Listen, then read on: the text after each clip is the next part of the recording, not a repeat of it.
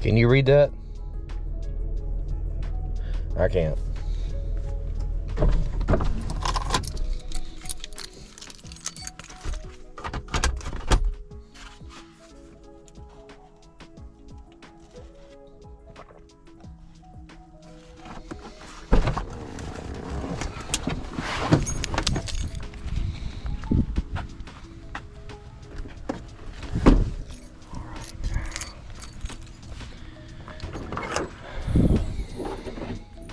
Hey guys, I got a new Vito Pro Pack for my service, for my day in and day out service. It's a little bit bigger, actually quite a bit bigger than my other one. My other one just didn't have enough space, like everything was jumbled up.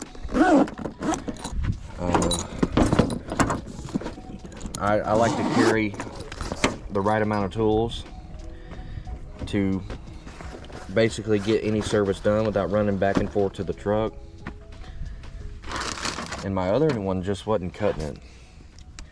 It was holding the tools, but there wasn't enough space in the bag to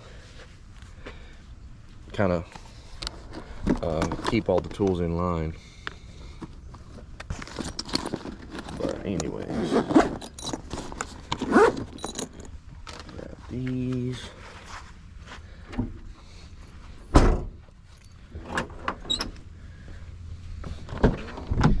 And I like to grab, this is a LED light here. I like to just carry this because I don't know where I'm going. I don't know if it's inside's in an attic or what. And I still have yet to organize this bin, but instead of carrying like a big flashlight like this, sometimes it's overkill. But anyways, I was going to show you. So I got this. This is what I was using, right? So trying to put tools in these is kind of difficult, especially a good amount of tools. All right, guys, let's go talk to this customer, see what the issue is, and see if we can fix it quickly.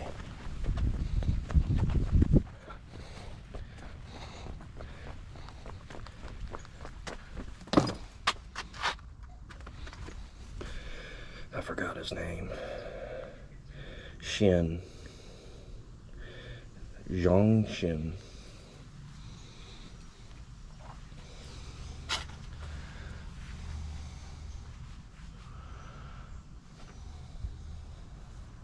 Ooh, my light's on.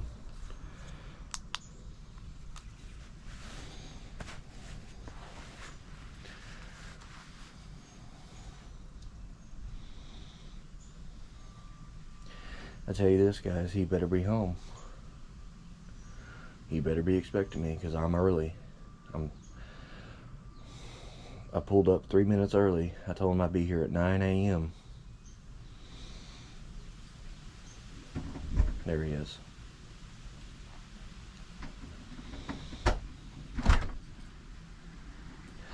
Hi.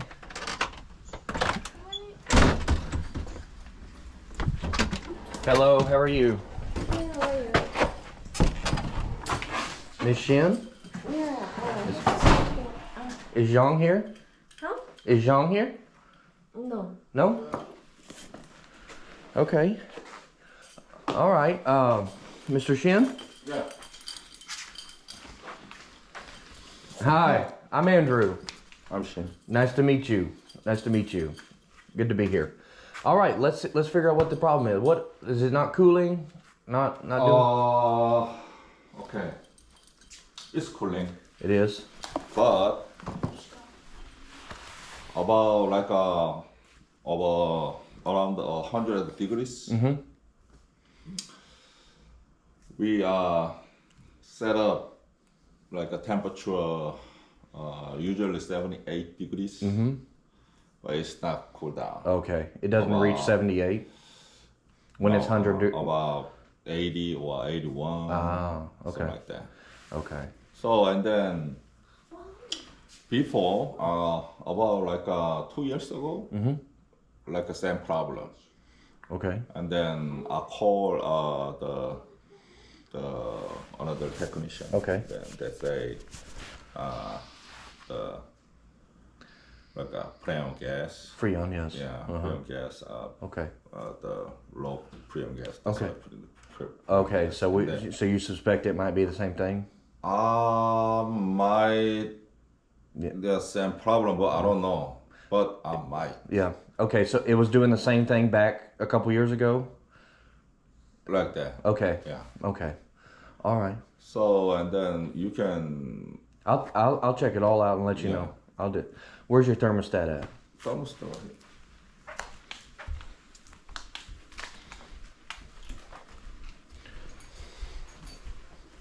Okay. But now outside the temperature is fine, right? Yeah, right. That's why Exactly. they put that. Yes. So midday when it's 95, 100, you'll see that temperature start rising. Yeah, about 95. Yeah, we can do. Yeah. It's fine. But Yeah. No. Yeah. So how do you know YJ? YJ, same church. Same church. Okay. I worked on your church the other day. Yeah, I know. Yeah. Great. Yeah. Okay. So when it gets real hot and it's not keeping up, do you notice that airflow coming out of the vents is real low, or it remains the same? 여보. It's not a big deal. Not big. I'm just gonna ask you. I know you have high ceilings here, so What did you say? One more time. when it's not working well, it feels like the temperature is rising. Do you feel like the air coming out of the vents isn't as strong after it runs for a long time? Well, I think air's coming.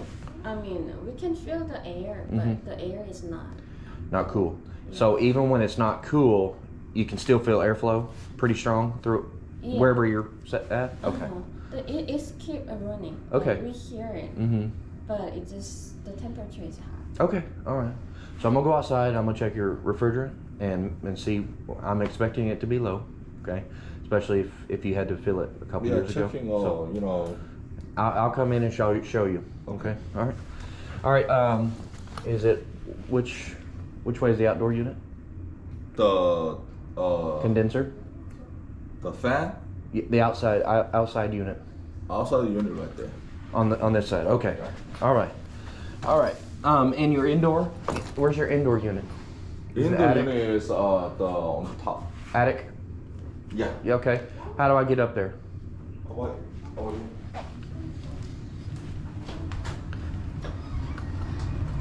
Oh, through the garage? Okay. Yeah. Do you have to move a car? No, I'm the.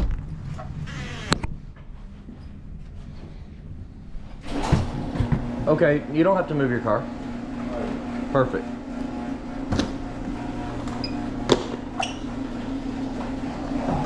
All right, great. Thank you. All right, I'll let you know. Thank you. All right.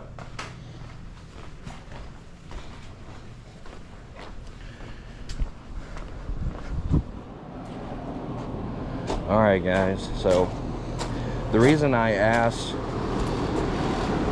is airflow not as strong when it's not cooling is a lot of times when you're low on refrigerant,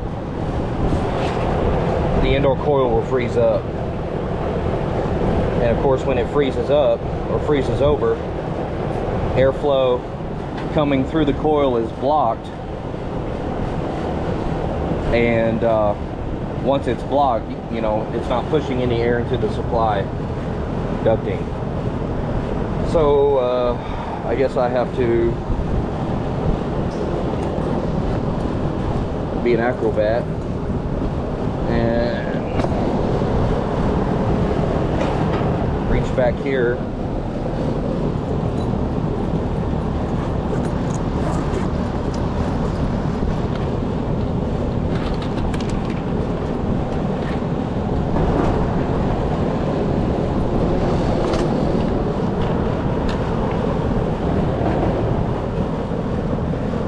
I guess I was saying his first name wrong.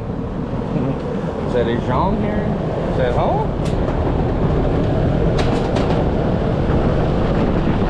Guys, I'm just a comfort boy.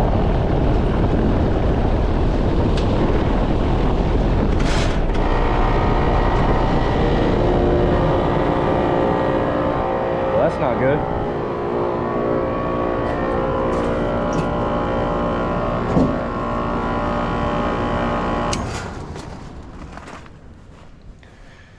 So I just bumped the thermostat wires, control wiring, and it sent it into a frenzy.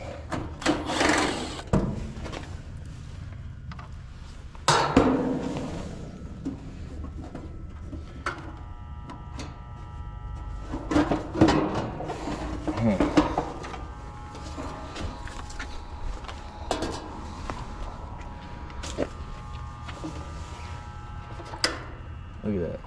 It's just bouncing.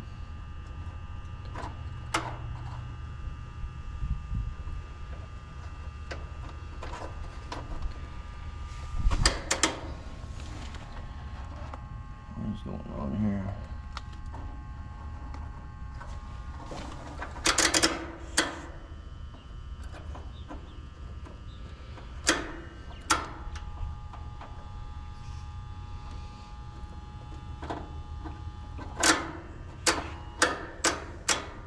What the heck? I know, guys, you can't see.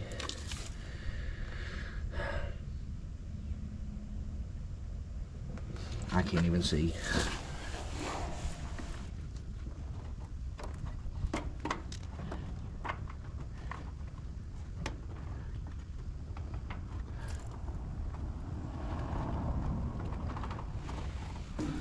So I'm not sure what's going on, but guys, look at this. Guess what I see on this unit? I'll give you 3 seconds to guess. 1, 2, 3. Oh, load control. Would you imagine that?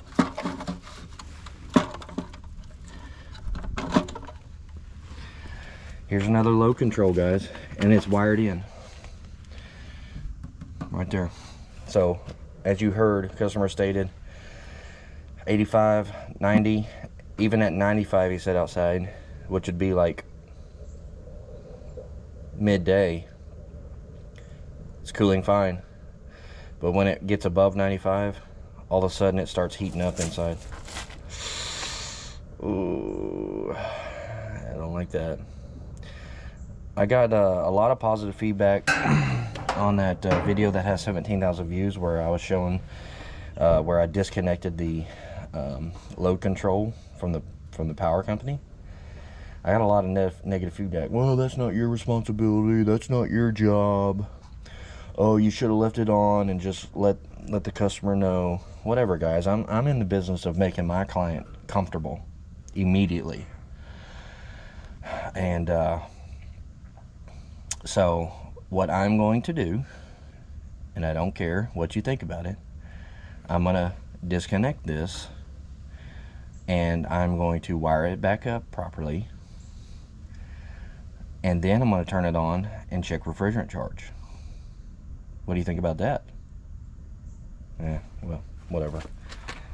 Okay, guys, there's really no good angle for you to look at while I'm doing it, because I have to bend over and do all this. So I'll catch you after it's finished.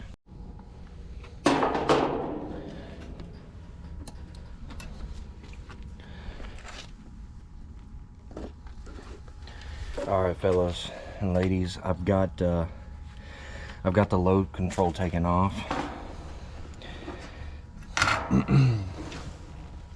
As you can see here, disconnected the wires.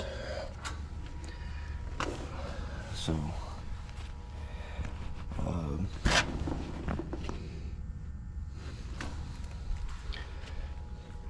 it doesn't have any control over the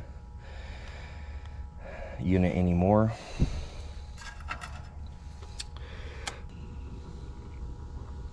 Let's fire it up and see.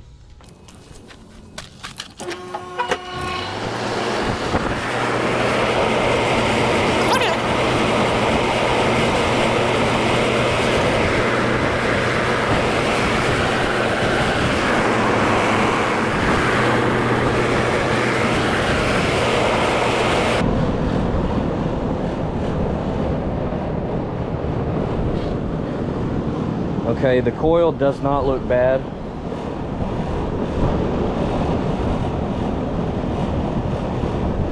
I wish I had a dollar bill to test the airflow, but I think some of you guys have seen before through other videos, maybe you know, when the air is being ejected through the top, one way to check airflow, a lot of times a plugged coil will shoot air out here. The last quarter of the fan, the last quarter, this much will be shooting airflow this way instead of out if it's a plugged coil. And you can set a dollar bill anywhere in the first half of the fan and it will actually suck it to it. It's weird. But a clean coil, no matter where you put the dollar bill or something light, it will, of course, eject it. I don't have a dollar bill with me, it's in the truck. But I know that the airflow is good because it's still moving my glove around, you know. It's not quite enough strong enough airflow up here to move the glove, but it's good. And our high side pressure doesn't seem too bad. Hey, you're supposed to wash that coil out no matter what. It's your duty, it's your service. While you're just sitting there, you ought to clean it. Okay. Alright, we've been running for probably just at 5 minutes. I have no idea, guys. This is live, so you can check it out. Let's say it's anywhere from 3 to 5 minutes. We have a low subcooling. We have a high superheat. It's really not that high.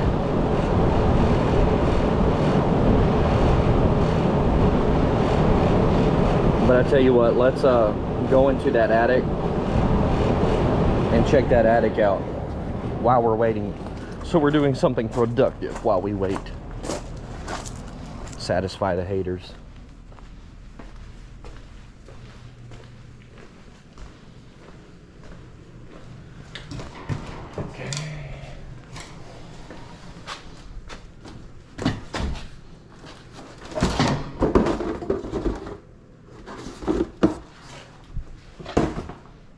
Okay.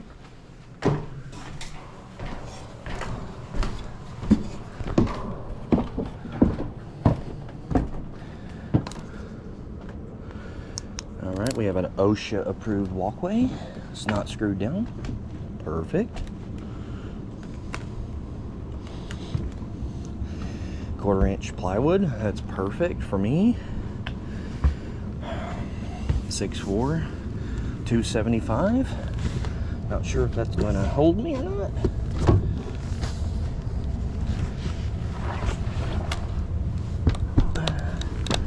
All right.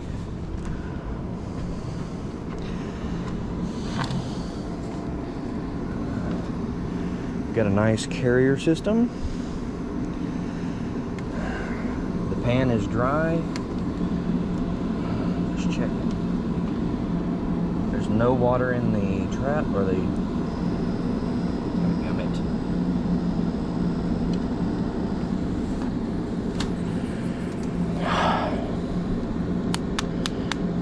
I tripped the float switch.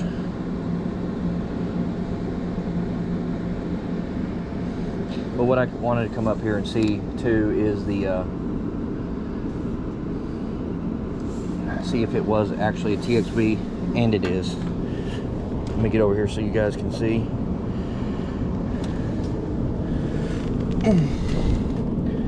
TXV right here. TXV 410A 2010. Could be 16, whatever. It's either 2016 or 2010.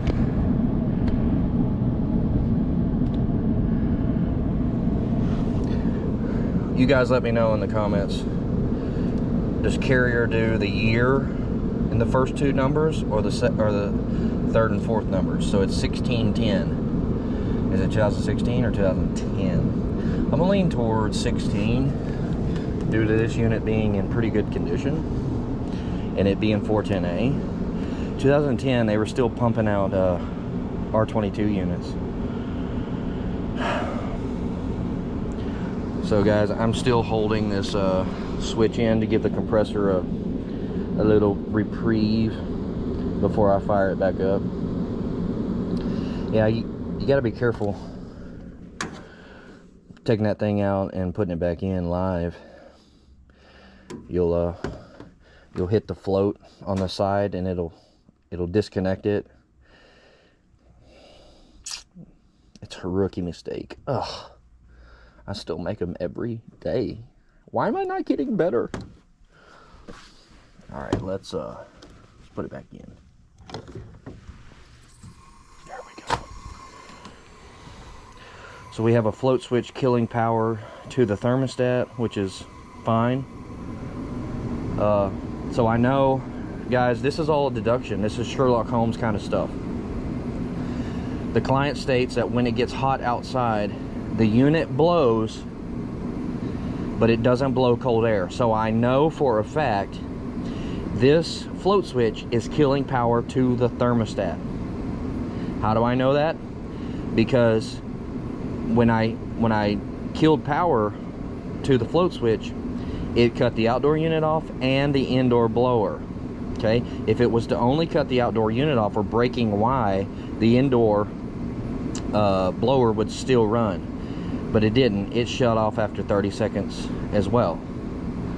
So I know the float switch is killing power to the thermostat. So when the unit was not working when it's hot outside, means this float switch was still engaged.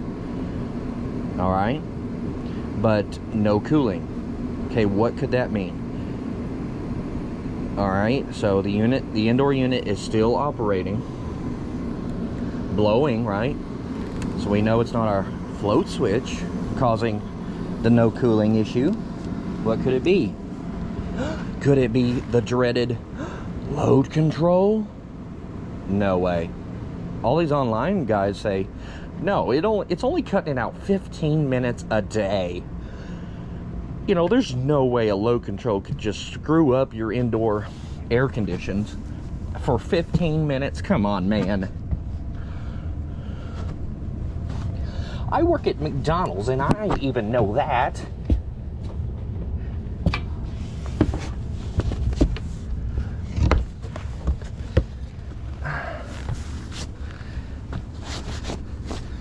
What I should do before I respond to a comment, I should make it like a rule. You have to tell me where you live and what your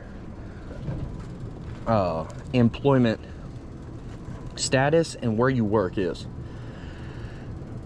before I respond, because an air conditioning guy or someone that's very knowledgeable, I understand, but like the couch potato on, you know, in his mother's basement commenting saying, oh, don't disconnect it. You know, that doesn't mean anything to me, because you don't know. That person doesn't know. All right, just trying to be observative, guys. I know I'm like being comical, but I am still being observative. They used a metal strap with no cardboard or an extra piece of insulation around it, and finally the wear and tear started eating at this copper line here. So I adjusted it and put some insulation between it. But okay, that's what I wanted to see up here.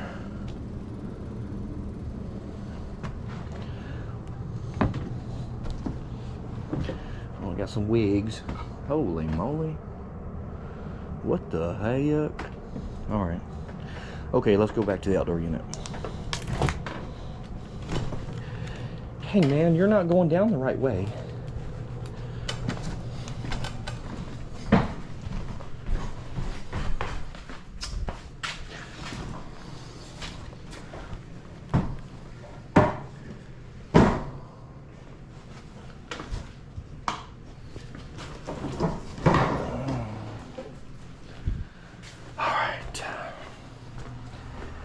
guys, this might be just another case of load control messing it up. And despite popular opinion, 15 minutes out of the hour at peak performance time, 15 minutes can screw your indoor temperature up. Guys, if you don't understand, let me try to make you understand. When it's 95 outside, or even 100 degrees outside, that means your attic is no less than 140. 140 degree attic, the only difference between the inside and the attic is probably 4 inches of insulation and a ½ inch of sheetrock. That's the only difference between 140 degrees and 78 degrees. All right, so making the unit shut off during the peak part of the day for 15 minutes can cause a temperature swing that is 2, 3, 4 degrees, okay? And if it's shutting out 15 minutes or 20 minutes out of every hour, the unit can never catch up. A normal unit is going to drop 1 degree about every 15 to 20 minutes, a properly sized unit. So you do the math. If it only has 40 minutes out of the hour to run, it can only maintain 2 degree difference. But if the rise of the temperature inside is greater than what this unit can cool while it's running, I don't know, guys. You're gonna have to figure that out. I don't like them, and that's all there is to know. All right, back to our refrigerant. We have a good refrigerant pressures, temperatures. Our subcooling is low, and I'm going to explain to him that we need a 8 to 10 degree subcooling.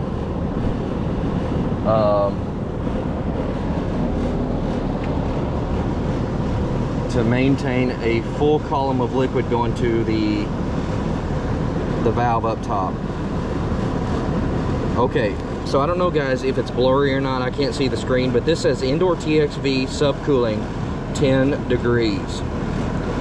That means that this system, the matched AHRI matchup, requires 10 degree subcooling to maintain a solid column of liquid going to the indoor TXV. Is 0.5 okay? Yes, right now. But what about when it's 100 degrees outside?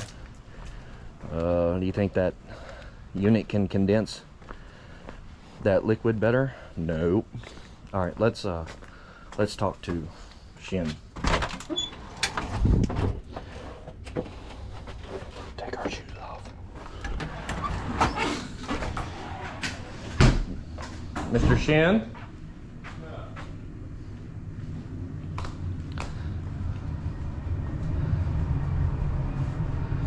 We've dropped 1 degree. Can I talk to you out there real quick? Yeah. Okay. I'll meet you around there. Outside? Yes.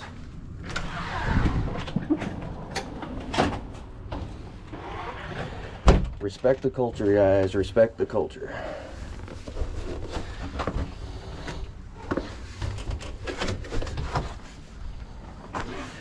Asian communities always take their shoes off at the front door. All right, I'm going to show you 2 things.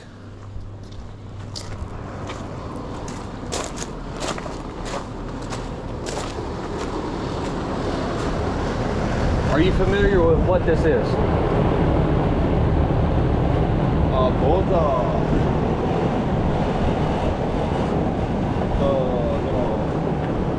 entity. Yes. Entity set up them before, I think about 5 years maybe. Yes. 5 or 6 years. Yep. It's kind of like a saver, Yep. the electric. Yes. Something like that. Yes, you're exactly right. So what they do, the energy company, wherever these are installed and whoever homeowners sign up for their program, what happens is When the load begins to rise on the electric grid, wherever it's at, they will strategically turn these units off so that there won't be such a high demand on the energy on the grid. Understand? So here's what's happening. When it gets really hot and all the air conditioners are on in the neighborhood and everywhere, what they're doing, since you have one installed, what they're doing is they're cutting your unit off for 15-20 minutes, however long it is, during the day, okay, per hour. Okay? So I don't know when they're starting, but they're cutting the unit off for about 15-20 minutes per hour to make sure that there's not a peak demand on the electric grid. Okay? So here's what I did. I disconnected it for now. Okay?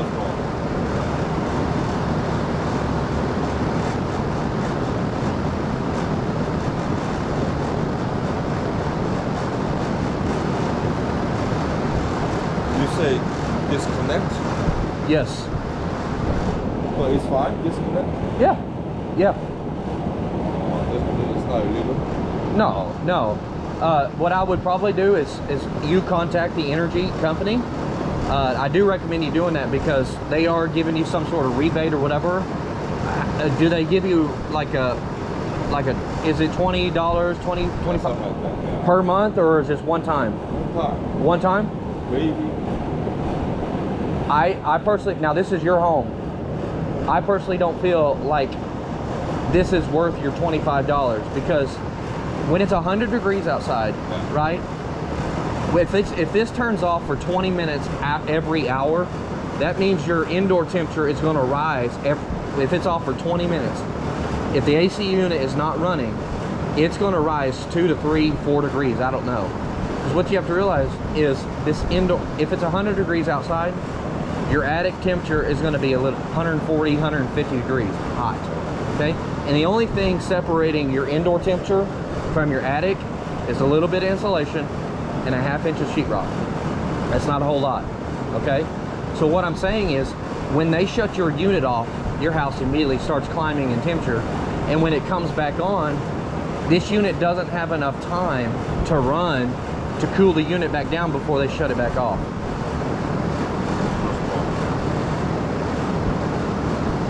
I understand. Okay. About almost about. Okay.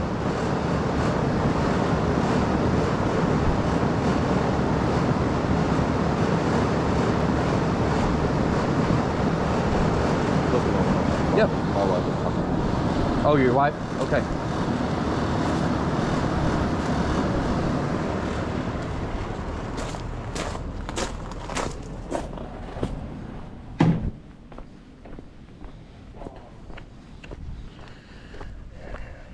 He understands,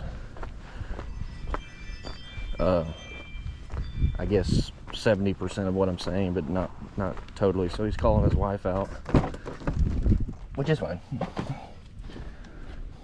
I want him to understand what I'm saying.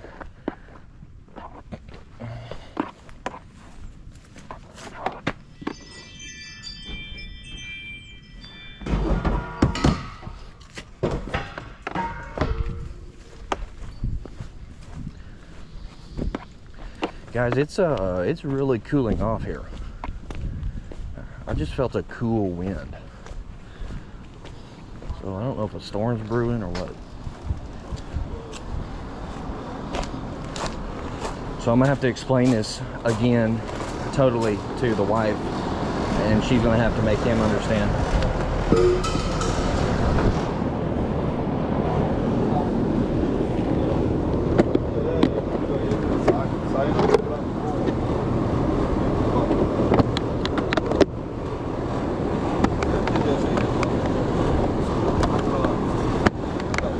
You need me to say it again?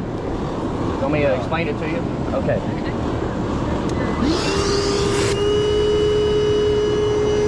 Okay. So this is from the energy company. And what they do, they have tied it in to your controls. And what happens is, when there's a high demand on the energy grid, when all of the air conditioners are on, because it's really hot outside, what they do, everyone that has signed up to their program, they start cutting those off for 15-20 minutes per hour to make sure that there's not such a high demand. All right, so they'll cut yours off and then your neighbors, maybe all of them off at the same time. That way the neighborhood doesn't. Well, what that's doing, yeah, that's making your indoor temperature rise, because if your AC unit is off for 15-20 minutes, that will raise your indoor temperature 2 or 3 degrees, you know. And especially if your indoor blower is blowing, it's picking up all your attic air and dumping it inside. So what I did is I disconnected it. Okay, so you can call the energy company and say, come get your box or whatever. Now it's totally up to you guys.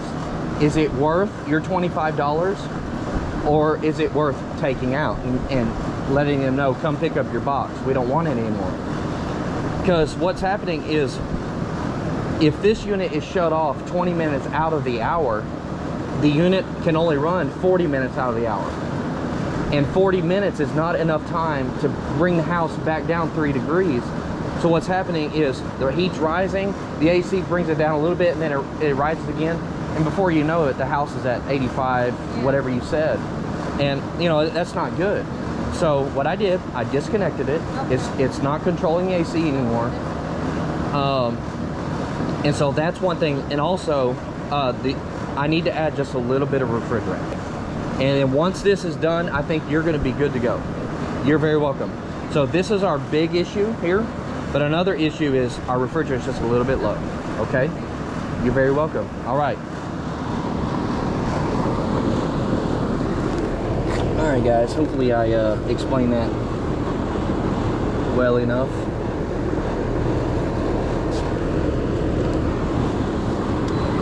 So every service call, I clean the coil, not the coil, the drain line. Look at all this junk coming out, guys. Look, I know you see that. It's just clogged junk that eventually will clog this coil.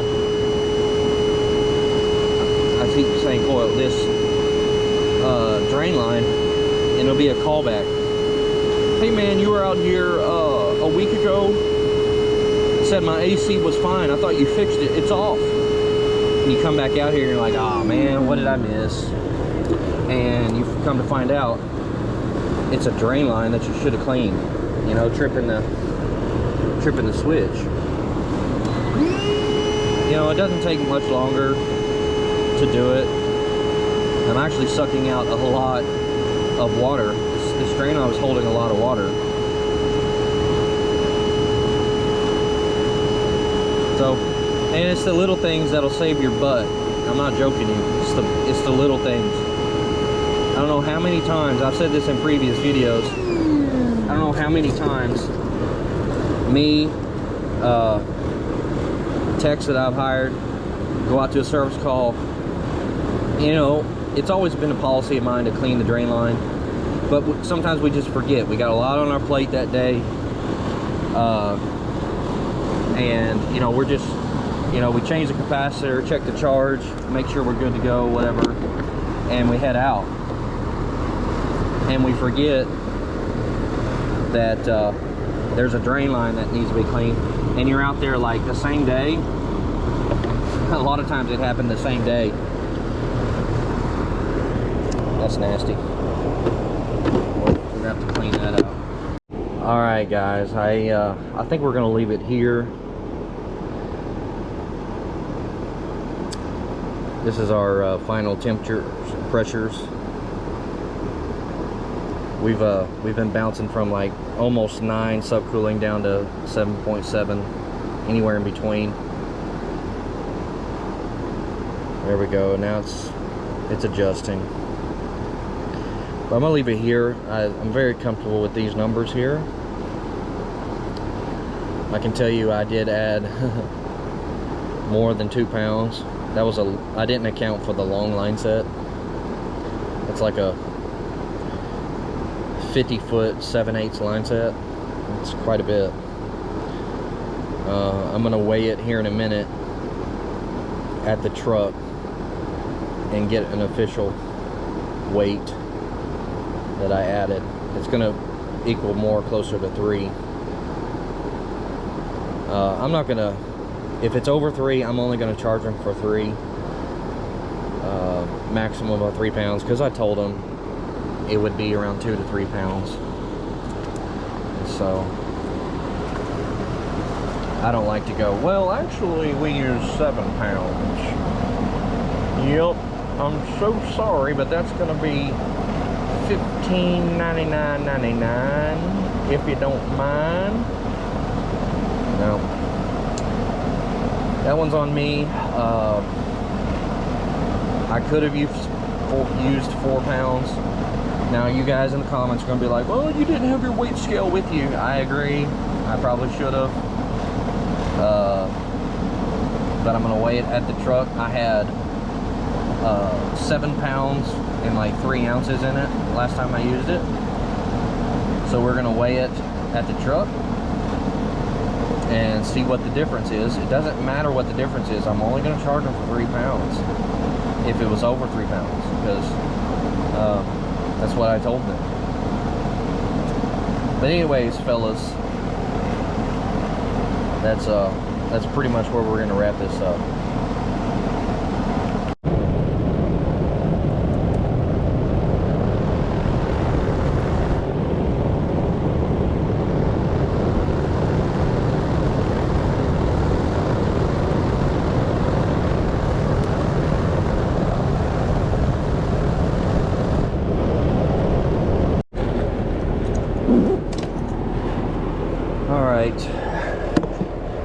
I gotta wash this thing out. This thing is nasty inside.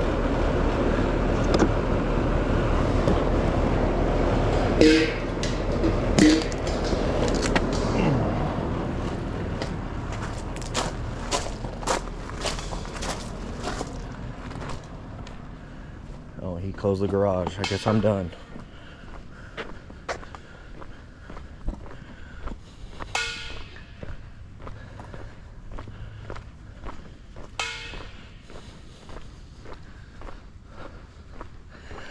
All right, well, nice easy service call for today. You know, you never know what you're getting into. I still have to organize, but you never know what you're getting into when you go on a service call, especially when you're going out of town. That's really not. It's really not good. It could have been a variable speed van motor that I don't have in stock and got to go into the big town to go get it.